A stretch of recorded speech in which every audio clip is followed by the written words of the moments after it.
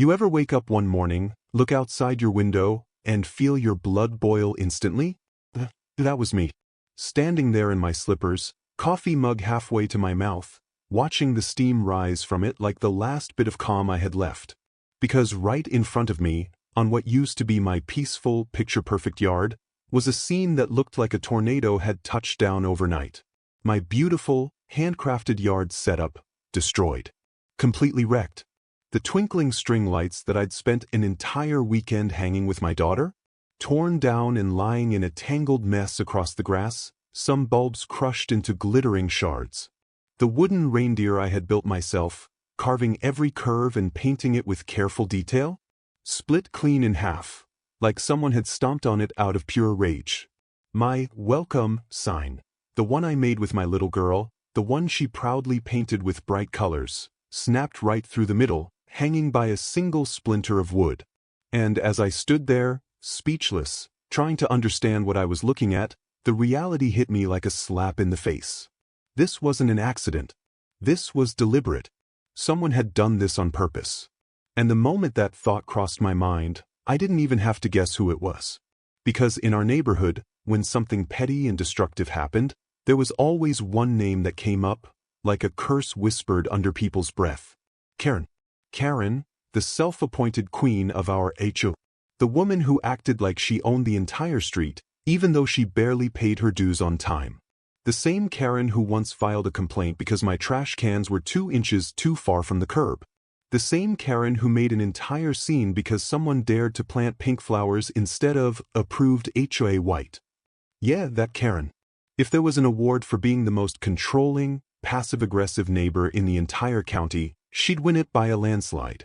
And honestly, she'd probably organize the ceremony herself, just so she could give a speech about community standards. I remember standing there, the morning air cold and quiet, while my daughter peeked through the window beside me, rubbing her sleepy eyes. "Daddy, what happened to the reindeer?" she asked softly. That question, man, that one broke me a little inside. Because how do you explain to a kid that someone decided to destroy something beautiful just because they didn't like it? I took a deep breath, trying to calm down. I didn't want her to see how furious I was. But inside, I was already replaying the last few weeks, every argument, every snide comment, every warning note from the HOA, and all the pieces were starting to fit together like a bad puzzle. See, it had started a few weeks back, right after I'd finished setting up the yard decorations for the holidays. Nothing over the top, just cheerful, cozy, and welcoming. A few string lights along the porch, a wooden snowman, a small sleigh, and a glowing reindeer family near the mailbox. It wasn't a competition. I wasn't trying to show off. I just wanted my daughter to feel the same holiday magic I'd grown up with. But the very next morning, I found a note taped to my door. Written in big, bold red letters. "Remove your tacky decor immediately. HOA standards must be maintained." No greeting. No signature. No explanation. Just that cold, passive-aggressive tone that screamed Karen. I actually laughed when I read it. Because according to the HOA rulebook, which I had printed out when I bought the house, there was nothing against holiday decor as long as it wasn't obstructive or offensive. And mine definitely wasn't. So, I ignored the note. Big mistake. Over the next few days, Karen's comments started getting louder. Whenever I'd pull into the driveway, she'd magically appear outside, pretending to check her mailbox or water her already dead plants, and she'd toss in little jabs like, "Some of us prefer a classy neighborhood," or, "I hope you plan on taking those lights down soon." I smiled. I stayed polite. But inside, I could tell she was getting more and more annoyed that I wasn't bowing down to her made-up rules. Then came the HOA meeting, where she brought up my decorations in front of everyone, like I was some kind of criminal. She called them gaudy and unacceptable for the neighborhood's image. A few people nodded along out of fear of crossing her, but most stayed quiet. I calmly showed them pictures of my setup and even quoted the HOA guidelines. The board agreed. I was well within the rules. Karen didn't like that. Not one bit. She sat there with her lips pursed so tightly you could have mistaken her for a statue. And from that day on, I knew she was plotting something. But even then, I never thought she'd actually destroy my decorations. I mean, who does that? Who sneaks into someone's yard at night just to break stuff like a jealous teenager? And yet, here I was staring at the proof. The reindeer, cracked in half. The lights, ripped from the gutters.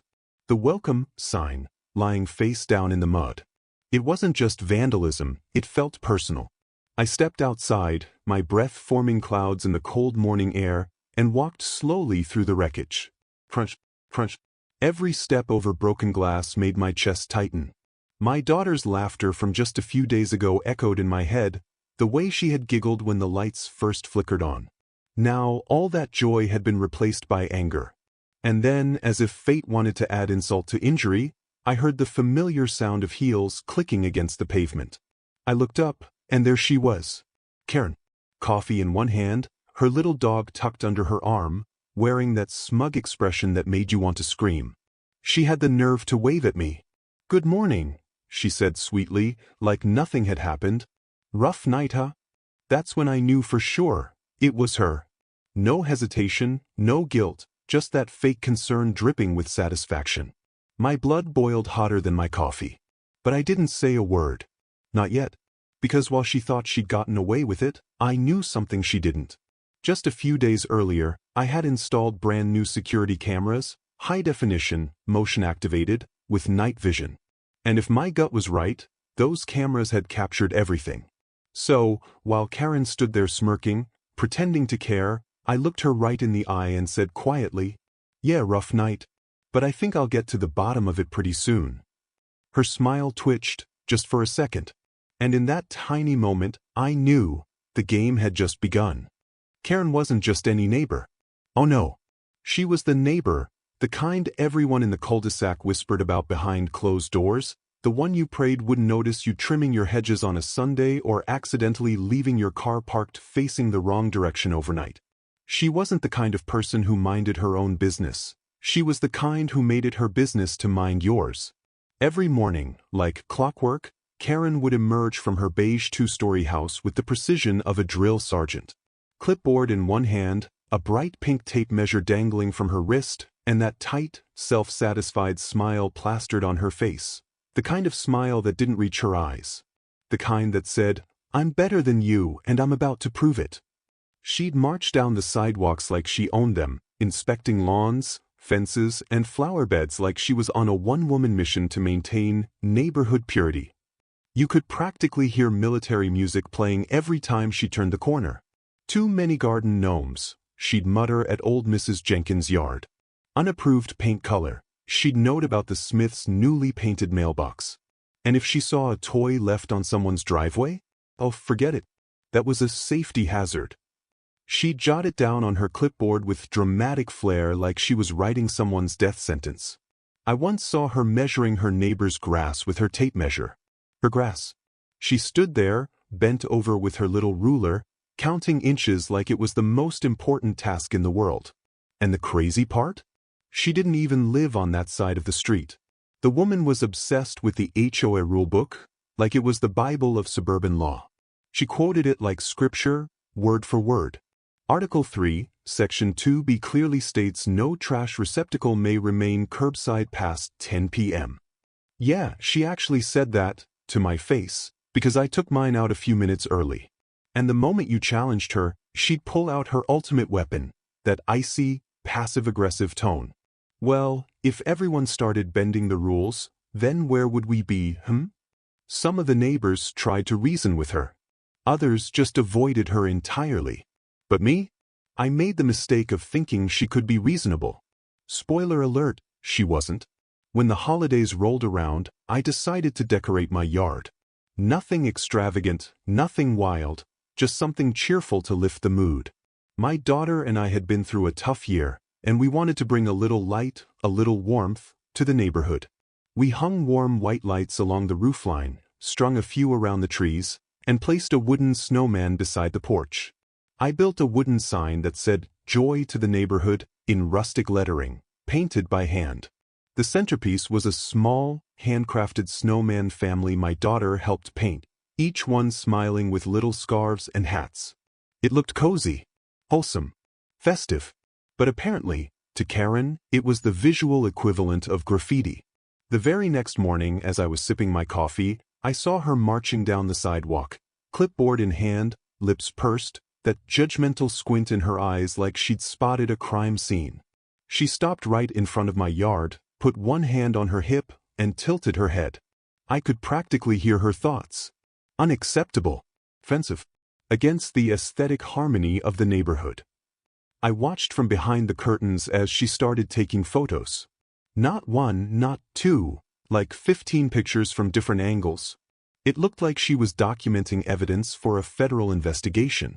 Then, she scribbled something down on her clipboard and strutted off with the confidence of someone who thought they'd just saved civilization. That evening, when I checked my mailbox, there it was, a bright yellow envelope marked Urgent, HOA Notice. My stomach sank before I even opened it. Inside was a neatly typed letter that read, "Your current outdoor decorations are deemed non-compliant with HOA aesthetic standards. Please remove them within 48 hours to avoid fines or further action." Seriously? Non-compliant? It was Christmas lights. Not a neon sign or a 10-foot Santa balloon. I decided to take it up directly with her. The next day, I approached her house, careful, polite, and asked if we could talk about the letter. Karen opened the door, still wearing her pearl earrings and that condescending smile that never left her face. "Oh, you," she said, pretending to sound surprised. "Yes, I was wondering when you'd come by. Those decorations are a bit much, don't you think? We try to keep things tasteful around here." I took a deep breath. "Karen, they're just some lights and a wooden snowman. Nothing in the HOA rule says we can't decorate for the holidays." She raised an eyebrow. "Well, the HOA board agrees with me that your setup disrupts the uniform look of the street." I almost laughed. "Karen, you are the HOA board." That wiped the smile off her face for a split second, but she recovered quickly. "Well," she said sharply, "you could at least be a considerate neighbor." I walked away before saying something I'd regret. But as I left, I caught a glimpse of her front yard, completely bare. No lights, no decor, just a single plastic wreath that looked like it had been there since the 90s. And that's when I realized it wasn't about the decorations. It was about control. Karen couldn't stand the idea of someone else doing something that brought joy, especially if she didn't approve of it. Over the next few days, she ramped up her campaign. I started getting random notices about my lawn being uneven. Another said my fence was discolored. It wasn't. She even accused me of blocking visibility with my mailbox. Yes, my mailbox. Neighbors started noticing too. "Man, she's really got it out for you," one of them told me. She did the same thing to the Johnsons when they put up Halloween pumpkins. It was clear, Karen was at war with anyone who dared to express themselves.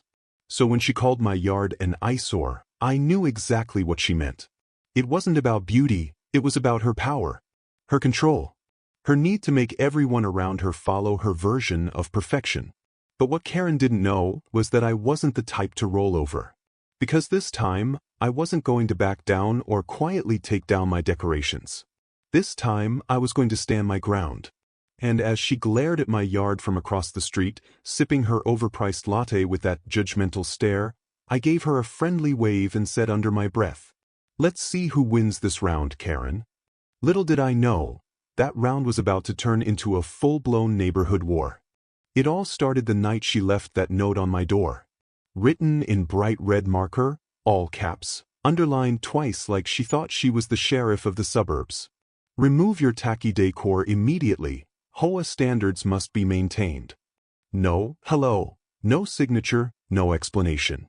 Just those angry words staring me in the face like a personal attack.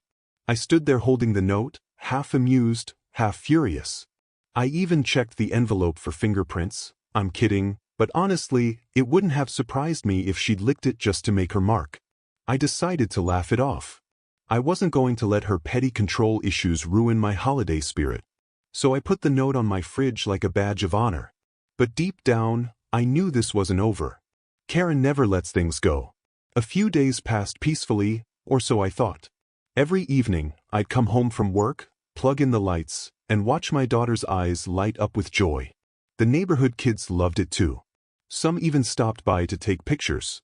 It was perfect, until one night, I noticed something strange. Karen's SUV kept driving by. Slowly. Like really slowly. She wasn't even pretending to be casual about it. She'd stop in front of my house, turn her head, and just stare. Sometimes she'd take out her phone and start snapping pictures again. Other times, she'd jot something down on that cursed clipboard. I could feel it, the storm brewing. Then came the HOA email blast. You know, the one that starts with, "Dear neighbors, this is a friendly reminder." Except it's not friendly at all. It went on about maintaining visual harmony, avoiding excessive yard decorations, and preserving the community's elegant appearance. Everyone in the neighborhood knew exactly who it was aimed at. My inbox was suddenly full of messages from neighbors. One said, "Ignore her, man, your yard looks great." Another read, "She's jealous because yours actually looks festive." Even Mr. Johnson from 2 houses down wrote, "We voted for your lights in our family's Best House on the Block contest." That support kept me going. I wasn't alone, and it made Karen's irritation even worse. A few evenings later, as I was untangling a few replacement lights near my porch, I heard that familiar voice behind me. "You really don't care about the rules, do you?" I turned around. There she was, Karen, arms crossed, clipboard tucked tight against her chest like a shield. She was wearing a beige cardigan that matched her personality, bland, controlling, and overly serious. "Evening, Karen," I said, keeping my voice calm. "Beautiful night, huh?" "Beautiful?" she scoffed. "You call this beautiful? Your house looks like a carnival." I bit my tongue. "It's Christmas, Karen. It's supposed to look festive. People like it." She smirked. "People with no taste, maybe. You're bringing down the whole street's image." I already received multiple complaints. "From who?" I asked. She hesitated for half a second before replying, "That's confidential." Confidential. Translation, she complained about herself. I folded my arms. "Look, Karen, I checked the HOA handbook. My decor's within limits. Nothing's flashing, nothing's loud, and everything's off by 10 p.m. You have no grounds for complaint." Her nostrils flared. You could almost see the steam coming out of her ears. "If you think you can hide behind technicalities, you're wrong. I am the HOA president. I set the standards." I smiled slightly. "Actually, Karen, the board sets the standards. You just like to remind people of them." Her jaw tightened. She stepped closer, lowering her voice. "If those decorations aren't gone by tomorrow, I'll have no choice but to escalate this matter." "Escalate it how? You going to call the Christmas police?" Her eyes narrowed. "Don't test me." And with that, she turned on her heel and stormed off, her little dog yapping behind her like backup vocals. I stood there for a moment, shaking my head. I couldn't believe how far she was taking this. Over a few lights and a wooden snowman. That night, as I sat on my porch sipping cocoa, I couldn't help but notice something odd again. From across the street, Karen's blinds were open just enough for me to see her pacing back and forth with her phone. Every few minutes, she'd peek out the window toward my house. It was almost comical, like she was plotting a full-blown suburban sabotage mission. I told myself I was overthinking. Maybe she'd just vent her anger and move on. But then, 2 nights later, around midnight, I woke up to a faint noise outside, like crunching footsteps on the gravel. My dog perked up, growling low. I slipped out of bed, peeked through the blinds, and my heart dropped. There she was, Karen, in her pajamas, sneaking into my yard. She had a flashlight in one hand, something shiny in the other, looked like scissors or maybe garden shears. I watched as she tiptoed over to my decorations, muttering under her breath. At first, I thought, no way. She can't be this crazy. But then she started yanking at the string lights, wrapping them around her arm and ripping them right off the hooks. The reindeer? She kicked it hard until it snapped at the leg. Then she grabbed the wooden joy sign and threw it on the ground with a loud crack. My blood went cold. I almost ran out right then, but something stopped me. The realization that my new security cameras, installed just 2 weeks ago, were recording everything. Every stomp, every pull, every moment of her meltdown was being saved in full HD, night vision and all. So I waited. Let her finish her little tantrum. Let her dig her own grave. When she finally stormed off, still muttering, I just stood there in the dark, staring at the wreckage. It was infuriating, heartbreaking, and kind of unbelievable all at once. But I didn't yell. I didn't confront her then. I just smiled to myself and whispered, "Gotcha." The next morning, as the sun came up, I brewed my coffee, looked out at my destroyed yard, and saw Karen strolling by with her dog like nothing happened. She even waved. "Rough night?" she said, hiding a smirk. I waved back. "Not as rough as it's about to be for you." Her smile faltered. "Just a little." That's when I knew this wasn't just a petty argument anymore. This was war. And I had all the evidence I needed to end it. I didn't sleep much that night. It wasn't just the anger boiling inside me. It was the mix of disbelief and a weird kind of satisfaction. Disbelief that Karen had actually trespassed onto my property to destroy a few Christmas decorations, and satisfaction because, for once, she'd been caught red-handed. I spent the next morning sitting at my kitchen table, sipping coffee, replaying the footage over and over again on my laptop. Every single detail was crystal clear. The glare of her flashlight, the crunch of her slippers on the gravel, the way her face twisted in frustration as she kicked over the wooden reindeer. At one point in the video, she actually shouted, "This will teach him to ignore HOA standards." I paused it there and laughed. "Oh, Karen, you just taught yourself a lesson you won't forget." After saving multiple copies, one on my laptop, one on a USB drive, and one in the cloud just in case, I got to work. See, I knew confronting her one-on-one wouldn't do any good. She'd just lie, deflect, and probably accuse me of fabricating the footage. So instead, I decided to let her expose herself, in front of everyone. The next HOA meeting was scheduled for Friday evening. I marked the date in bold letters on my calendar, Judgment Day. Friday rolled around, and you could feel the tension in the air. HOA meetings were usually boring. Talk about landscaping budgets, garbage collection times, and who forgot to trim their hedges. But that night, people showed up early. Word had already spread that something was going down. Karen, of course, arrived fashionably late, wearing a smug grin and a pearl necklace that screamed, "I'm in charge." She strutted to the front of the room, clipboard in hand, tapping it against the table like a judge ready to deliver a sentence. "All right, everyone," she began. "Before we start, I'd like to address a serious issue that's been affecting the image of our community, certain homeowners disregarding HOA Decor guidelines." She didn't say my name, but every head in the room turned toward me. I could feel her satisfaction radiating across the room like a heat lamp. I raised my hand calmly. "Actually, Karen, I have something to share before we discuss that." She frowned, clearly annoyed that I was interrupting her show. "This isn't the time for personal disputes." "Oh, trust me," I said, standing up. "This involves the whole community." I walked to the front of the room, plugged my USB drive into the projector connected to the laptop, and hit play. At first, there was silence. Then the screen flickered to life, grainy black and white night footage of a familiar figure creeping through my yard. You could have heard a pin drop. Karen froze. Her face went pale. There was no mistaking it. Her pajamas, her haircut, that little scarf she always wore around her neck. As the video played, gasps filled the room. There she was, pulling down the lights, kicking over decorations, yelling to herself. And when she shouted, "You want to test me? Fine." It was game over. By the time the footage ended, the room was completely silent. Everyone turned toward her. Karen opened and closed her mouth like a fish out of water, trying to think of something to say. I was checking for safety hazards," she finally stammered. The room erupted in laughter. "Safety hazards?" "At midnight," someone said. "With scissors," another neighbor added. Her face turned bright red. "You don't understand, the decorations were perfectly within HOA rules," I interrupted. I held up a printed copy of the bylaws.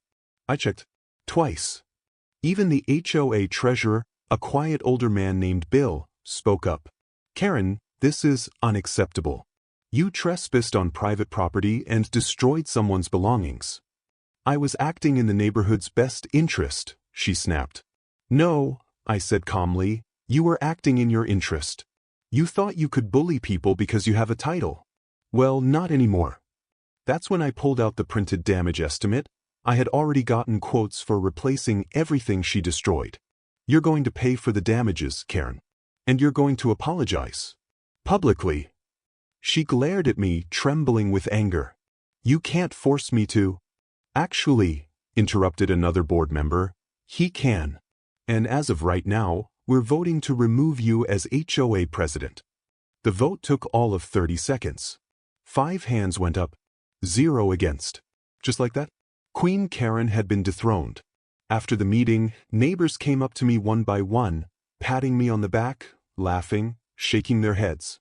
About time someone stood up to her. Man, that was legendary. You just ended a 3-year reign of terror. Karen stormed out before the meeting even ended, muttering something about lawyers and defamation, but no one paid her any mind. The following week, I got a letter, not from the HOA, but from Karen herself. It was a short, furious rant about how I had humiliated her and how she wouldn't rest until justice was served. I didn't even finish reading it. I just folded it neatly, slipped it into a frame, and hung it next to my new security camera monitor. That felt poetic.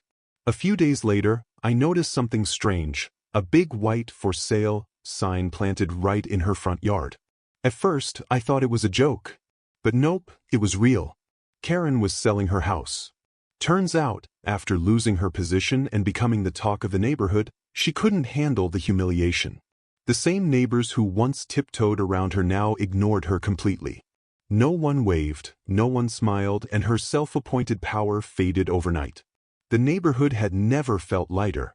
People were chatting again, decorating again, even hosting block parties without fear of another one of her violation notices. And me?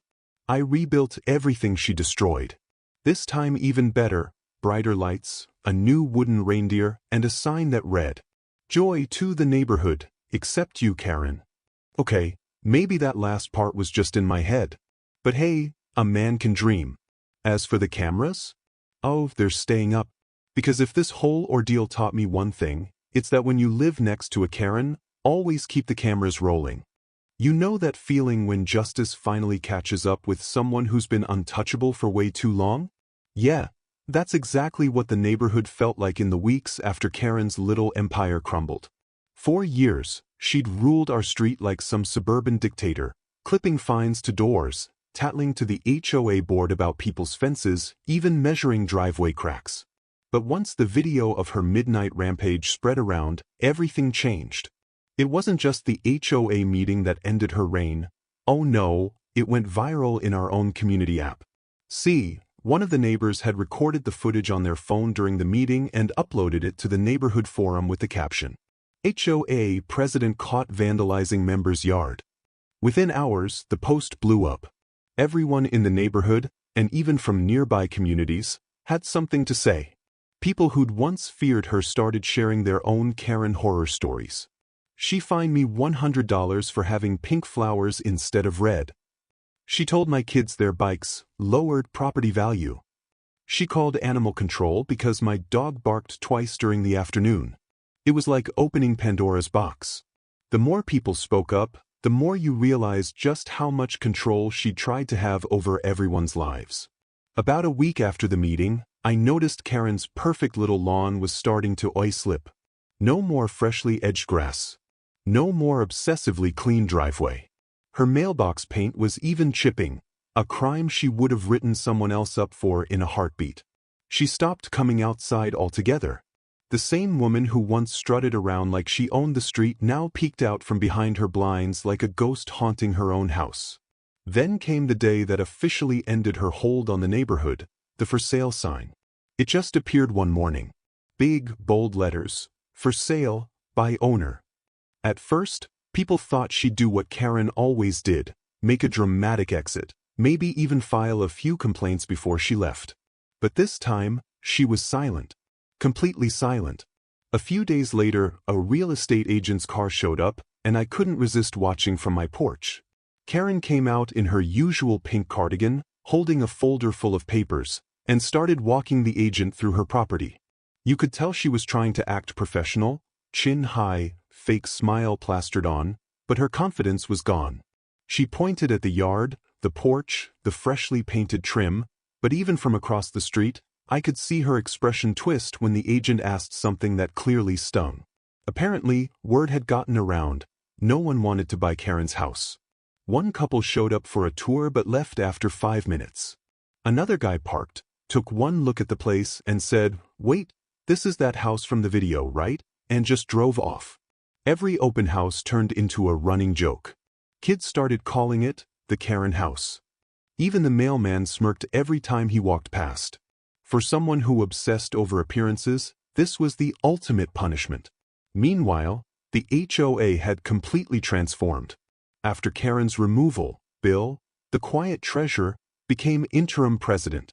And honestly, it felt like the first breath of fresh air our neighborhood had taken in years. No more petty fines. No more power trips. No more decor violations.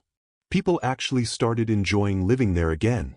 Front yards were brighter, holiday lights stayed up longer, and neighbors actually waved at each other instead of ducking behind their doors when they saw Karen coming. Bill even called me up personally. "Hey," he said, "I just wanted to say thank you. What you did, showing that footage, changed everything." I laughed. "Honestly, Bill, I didn't plan on becoming the HOA whistleblower. I just wanted my reindeer back." He chuckled. "Well, you gave this neighborhood its peace back. And by the way, Karen's been officially banned from holding any HOA position in this district ever again." That one felt good. Real good. Then came the cherry on top. About a month later, I got a letter in the mail. At first, I thought it was another HOA notice, but nope, it was an invoice. From Karen's insurance company. Apparently, she had tried to claim her own emotional distress damages from being defamed by the video. But once the company reviewed the evidence, my video footage, the HOA's incident report, and even her signed confession to minor property interference, they denied her claim. And since vandalism is illegal under HOA bylaws, her premium skyrocketed. We're talking thousands of dollars a year. Talk about karma with a calculator. By spring, her house still hadn't sold. The once perfectly trimmed shrubs were now overgrown. The porch light had burned out, and her fancy garden gnomes looked sad. Neighbors whispered that she was moving out of state, something about starting fresh. But when the moving truck finally arrived, no one helped her pack. The same people she once bossed around just watched from their driveways, quietly sipping coffee as she loaded her things in silence. And the best part? As she drove away, one of the neighborhood kids shouted, "Bye, Karen. Don't forget your clipboard." Everyone burst out laughing. Even I couldn't help but chuckle. She glared one last time in my direction before turning the corner and disappearing from our lives, hopefully forever. A few weeks later, I finished restoring my yard. Everything was back in place. The reindeer, the lights, the welcome sign my daughter and I rebuilt together. But this time, we added something new. A small wooden plaque near the mailbox that said, "Happiness grows where kindness lives." It wasn't meant to be petty. It was a reminder, for me, my daughter, and everyone on that street, that no matter how controlling or cruel someone tries to be, decency always wins in the end. The neighborhood even threw a small freedom barbecue to celebrate the new HOA era. Lawn chairs, grills, laughter, the kind of community vibe we hadn't felt in years. And as I stood there, flipping burgers while the sun set behind the houses, I realized something. Karen's chaos had actually brought us together. Her attempt to destroy a few decorations ended up building something way better, a community. That night, when I turned off the lights and looked out at my glowing yard, I smiled. The cameras were still rolling, of course, but this time, not out of fear. No, this time, they were there just to capture the peace. Because after everything, it was finally quiet. For a while, things were peaceful. The air felt cleaner, the neighborhood friendlier, and my coffee somehow tasted better every morning knowing Karen wasn't around to ruin it. But life, as it often does, had one more twist up its sleeve. About 2 months after the infamous HOA meeting, I started seeing new people stopping by Karen's house, real estate agents, potential buyers, and curious neighbors pretending to take a walk just to see if she'd really moved out. And yes, she had.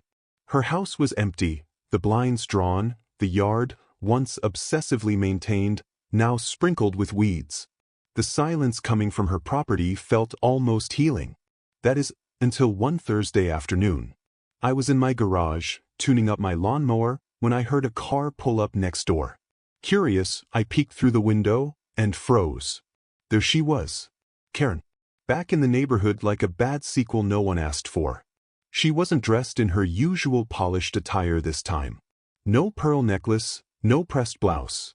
Instead, she wore sweatpants, oversized sunglasses, and a look that screamed defeat.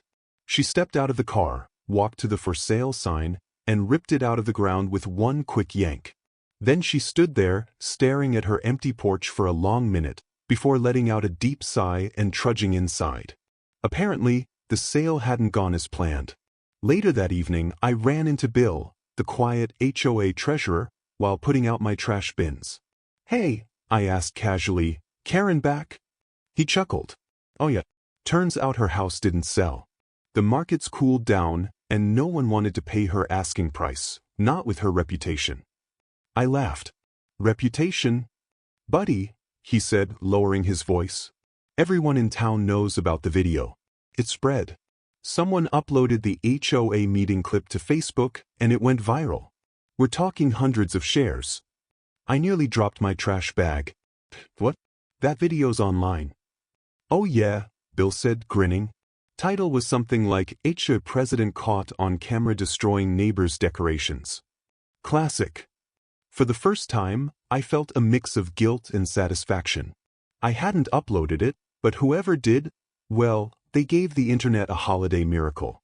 By the next week, everyone in town knew Karen's story. Local real estate agents whispered about it. The HOA Facebook group had memes of her holding broken reindeer parts. Even teenagers on bikes joked about watching for Karen when they passed my street.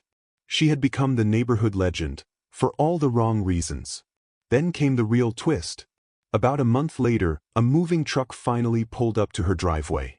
Everyone assumed she was leaving for good this time.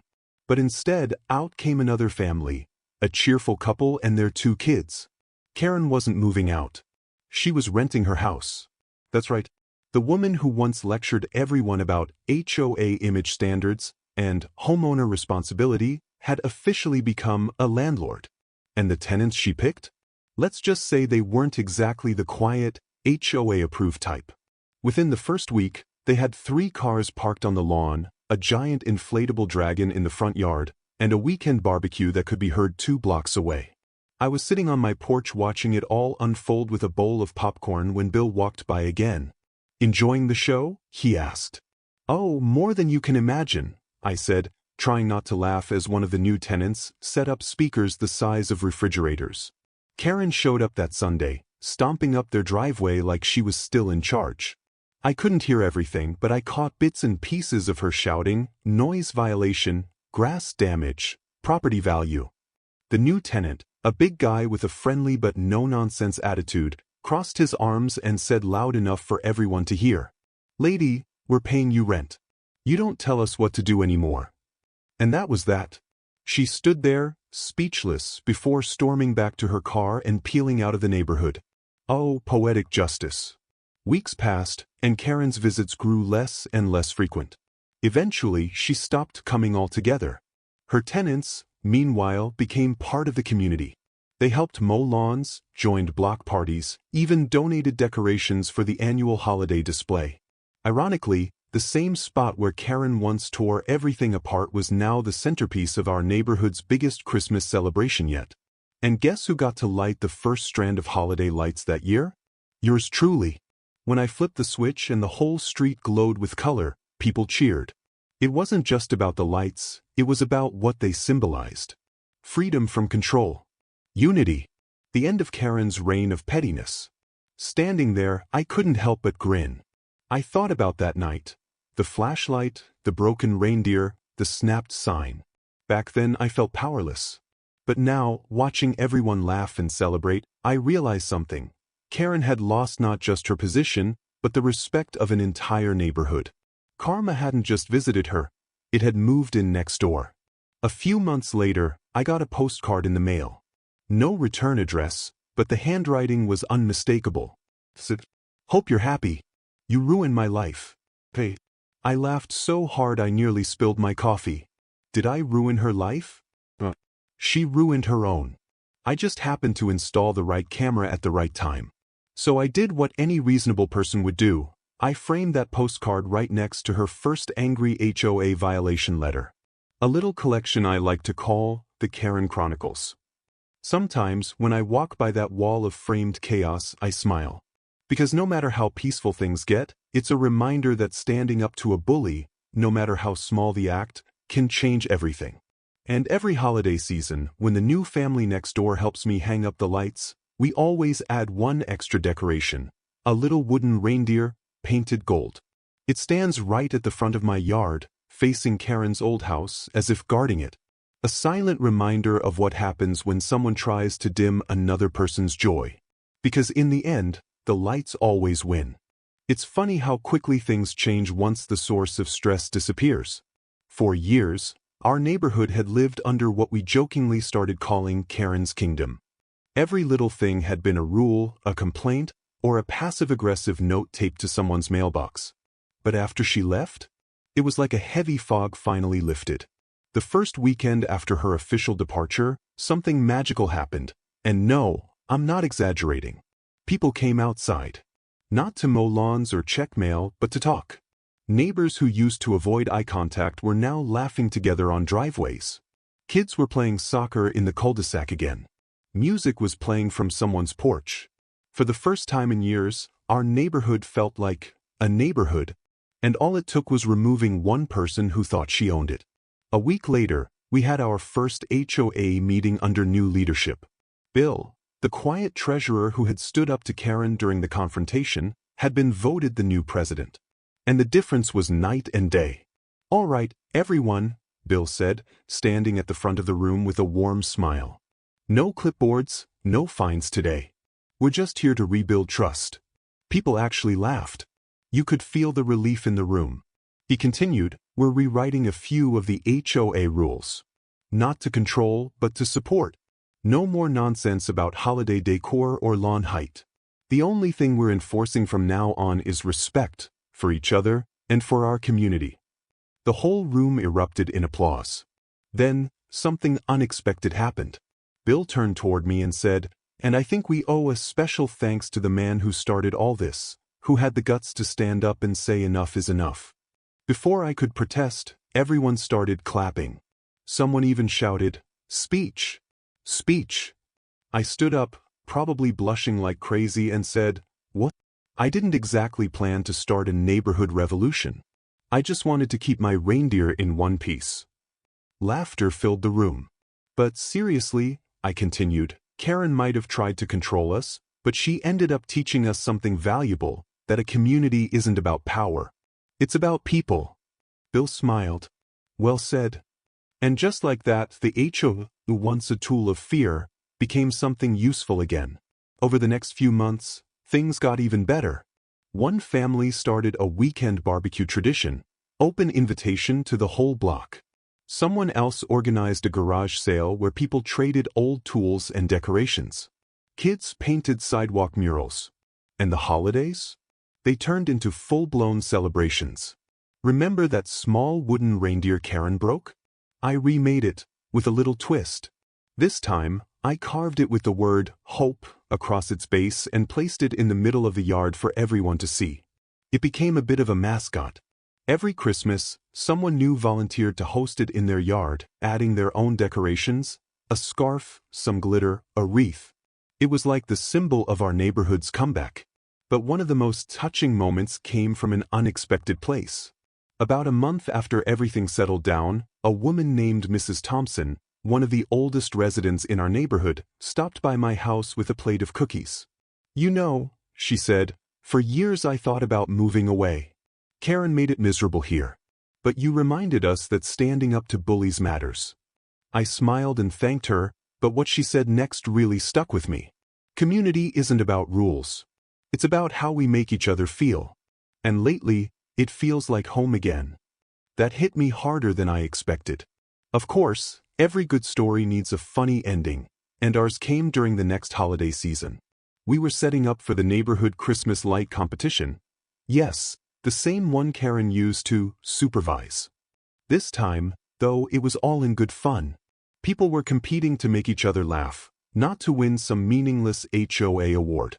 There were inflatable Santas, dancing snowmen, even a neighbor who dressed up as an elf and handed out candy canes from his roof. But the highlight? Someone, I still don't know who, set up a decoration in the middle of the street. A cardboard cutout of Karen, holding a clipboard, wearing a Santa hat, with a big sign that read, "HOA approved." The entire neighborhood burst out laughing. We couldn't stop taking pictures. Even Bill joined in, saying, "Well, at least this version of Karen's spreading holiday cheer." It was the perfect mix of humor and closure. From that night on, it became a running joke. What would Karen say? Anytime someone did something fun, loud, or colorful, someone would shout it, and everyone would laugh. It wasn't mean-spirited anymore. It was just part of our neighborhood story. It was like we'd taken the worst experience and turned it into something that bonded us. That's when I realized, Karen didn't destroy our neighborhood. She accidentally built it. Her actions forced us to stand up, to connect, to take back control. And in doing so, she gave us something she never could, unity. Now, whenever I walk through the neighborhood, I see reminders of that change everywhere. Kids riding bikes. Neighbors waving. Decorations on every porch. No more fear, no more fines, no more threats. Just people enjoying where they live. And every time I glance over at Karen's old house, now full of life, laughter, and the smell of barbecue, I can't help but smile. Because no matter how hard someone tries to control or destroy joy, it always finds its way back. Sometimes brighter, sometimes louder, but always stronger. And that's the beauty of community. It survives. That's how our little street, once ruled by one woman's ego, turned into a place filled with friendship, laughter, and light. And every time those holiday lights flicker on, I think back to the start, that cold morning when I looked out and saw my decorations smashed to pieces. I thought I'd lost something that day. But what I really found was everyone else. You ever look back at something that once drove you crazy and realize you wouldn't change a thing? That's how I feel every time I step out onto my porch now. The same porch where I once stood in disbelief, staring at broken decorations and shattered pieces of my patience. Back then I saw destruction. Now I see the story that started it all, the reason our neighborhood became what it is today. Because out of all the chaos Karen caused, something beautiful grew, peace. It's been almost a year since the Great HOA Showdown, as people jokingly call it. And let me tell you, things have never been better. The new HOA board? Total game changers. No more fines for harmless fun, no more angry letters, and definitely no more midnight patrols with clipboards. Instead, they focus on community projects, helping elderly residents with repairs, hosting cleanup days, even starting a neighborhood garden. And that garden? It sits right on the corner of Maple and Pine, the same spot where Karen once held her infamous yard inspection days. Now it's full of flowers, laughter, and the smell of fresh soil. It's amazing how quickly a place can transform once you remove negativity from it. One evening, I was watering my plants when my daughter, Emma, came outside holding one of our old decorations, the welcome sign we'd rebuilt together after Karen snapped the first one in half. She ran her little fingers across the wood and said, "Dad, I'm glad you didn't give up." That hit me hard, because she was right. Back then I almost did.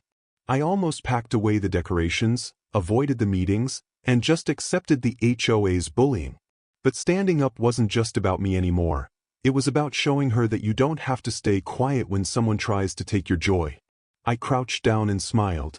You know, Emma, sometimes people try to tear things down because they can't build anything themselves. But when you rebuild, stronger, brighter, and happier, you win. She grinned. Like our reindeer? I laughed. Exactly like our reindeer. Later that week, I got a surprise visitor. It was a delivery man holding a small package with no return address. I opened it on my porch, curious. Inside was a snow globe, a tiny house surrounded by Christmas lights, with a little plaque that said, "Sometimes the hardest lessons make the brightest homes." No signature. But I knew. It had to be Karen. Maybe it was guilt. Maybe she'd finally realized how far she'd gone. Or maybe she just wanted closure. Either way, it didn't matter. Because in that moment, I felt something I never thought I'd feel toward her: forgiveness. I placed that snow globe on my living room shelf, right next to the framed letters and the rebuilt "Welcome" sign. Not as a trophy, but as a reminder. A reminder that sometimes, peace doesn't come from revenge, it comes from letting go. As the year went on, life settled into a new rhythm. Weekends meant backyard barbecues, kids laughing, and neighbors helping each other with small projects. The neighborhood Facebook group that used to be filled with complaint threads now had recipes, funny memes, and pictures of everyone's pets. Even the local news picked up on the story. They called us the happiest street in town. When the reporter asked how we turned things around, I just smiled and said, "We learned what not to do." That line went viral too. Then came the next holiday season. It was cold, crisp, and full of excitement. This year, the neighborhood decided to do something special: a community lighting ceremony. Everyone contributed something: lights, decorations, or even just their time. Bill, our new HOA president, handed me the switch to turn everything on. "You started this," he said. "You should do the honors." I looked around. Families gathered. Kids holding hot cocoa. Laughter echoing through the street that once felt so divided. "All right," I said, smiling at everyone, "let's light up this place the way it was meant to be." I flipped the switch, and in an instant, the entire street came alive, twinkling colors stretching from house to house, reflecting in everyone's eyes. It wasn't just light. It was hope. And for a brief moment, I swear I could almost hear that wooden reindeer laugh. After the ceremony, people lingered, chatting and taking pictures. Someone joked, "Imagine what Karen would say if she saw this." I smiled, looking down the street toward her old house, now glowing like the rest. "I think she'd finally approve," I said. It wasn't sarcasm. It was truth. Because whether she realized it or not, Karen's chaos forced us all to come together, to fight for joy, and to rebuild something real. Sometimes, the villains in your story end up being the reason the story matters at all. Later that night, I sat on my porch, a cup of cocoa in hand, just watching the lights dance in the cold breeze. My daughter came out, wrapped in her blanket, and leaned on my shoulder. "Dad," she said softly, "do you think Karen's happy now?" I thought about it for a second. "Maybe not yet," I said. "But I hope she finds peace one day. Because we already have." And we sat there, in silence, watching the lights flicker across the street, bright, warm, unbroken. The same decorations that once caused so much drama had now become the heart of our home, the symbol of everything we overcame. So yeah, maybe Karen destroyed my yard decor.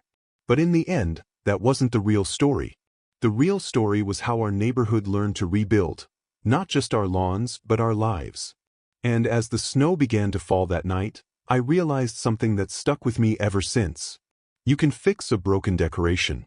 You can even forgive a broken neighbor. But once a community finds its light again, nothing can dim it. And that's when peace finally won.